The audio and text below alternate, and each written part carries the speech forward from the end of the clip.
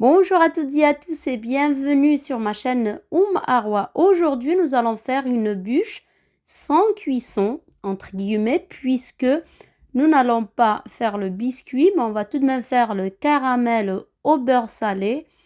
Et on va tout de suite passer à la préparation donc de ce caramel qui se fait très facilement.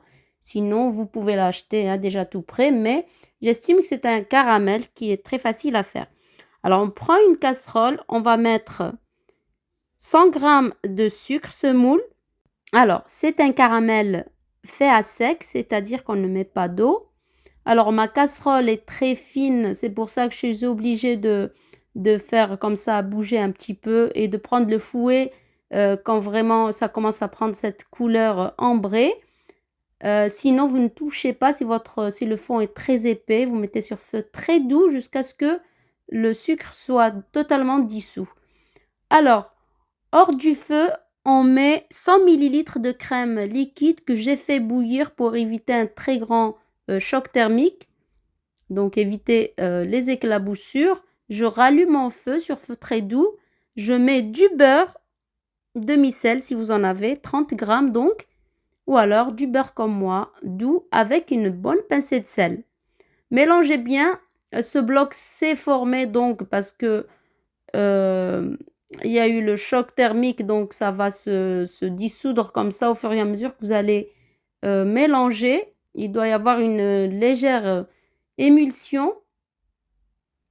Voilà. Et si le bloc de caramel n'est pas tout à fait fondu, n'insistez pas, c'est pas très grave. Votre caramel est quand même réussi. Voilà, une fois qu'il est bien tiède, vous mettez dans un bocal en verre de préférence. Ça se conserve une bonne semaine hors du frigo. Alors pour la ganache, on prend 50 ml de crème liquide que je fais bien chauffer. Donc portée à ébullition même. On met 100 g de chocolat au lait pour ma part.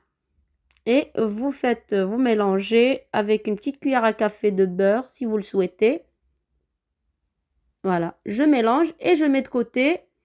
Pour la crème, je prends 250 g de mascarpone, 200 ml de crème liquide à 30% de matière grasse pour que ça monte, 2 sachets de sucre vanillé.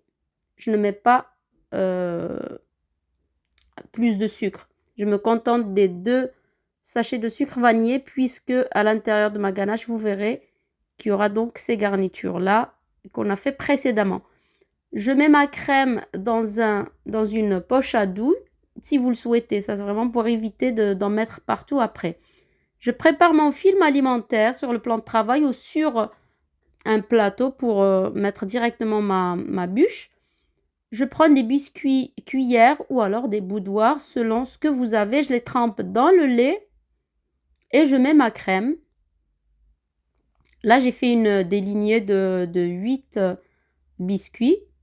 Voilà, je mets une couche de crème, du caramel au beurre salé, des cacahuètes. Ça va très bien ensemble, concassé de cacahuètes. Enfin, je prends des cacahuètes, je les hache grossièrement. Ici, si vous souhaitez avoir du biscuit à l'intérieur et avoir quelque chose qui tient, vous remettez des biscuits au centre. Sinon, vous mettrez que de la crème. Voilà, une autre couche de crème. Notre ganache. C'est vraiment des goûts qui se marient très très bien. Autre idée, si vous ne voulez pas faire de bûche comme ça, vous pouvez faire des verrines en alternant les couches. Voilà, le caramel. Et puis, on termine par les cacahuètes si vous souhaitez en mettre. Mettez de la crème sur vos biscuits et essayez de rabattre sur le centre les 2 extrémités. Et comme vous allez le voir, c'est assez facile. Voilà, vous essayez de souder. Ça donne une jolie forme, une forme qui change un petit peu. On la voit un peu tourner sur les réseaux sociaux. Donc, chacun essaye de faire au goût qu'il aime. Donc, ici, c'est caramel au beurre salé et ganache.